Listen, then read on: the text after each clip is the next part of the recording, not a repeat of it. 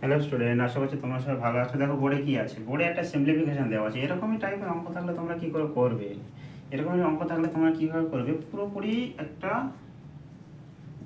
Short trick. কি short tricks? যে কটা রুট দেওয়া আছে গুনে নাও, 1 2 3 4 5 6। তার মানে এটাকে কি করছে, 2 দিয়ে 6 2 টু দি পাওয়ার 6 করে দাও, বা 2কে 6 বার গুণ করে দাও।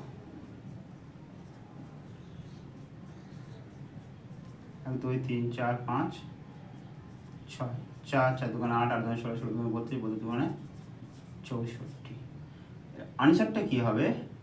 লিখবে, যেটা 5 আছে 5 লিখে দাও, পাওয়ারে 64টা নিচে লিখে দাও, আর 64 থেকে 1 বিয়োগ করে দাও, দিয়ে লিখে দাও 63। এই হলো রাইট আনসার। কি করলাম, যে কটা রুট দেওয়া আছে গুনে নাও, 1 2 3 4 5 6। এই 6 বার 2কে গুণ করে নাও, বা 2 টু দি পাওয়ার 6 করে নাও, নিলে হয় 64। 2 2 4, 4 দুগুণে 8, 8 দুগুণে 16, 16 দুগুণে 32, 32 দুগুণে 64, 64।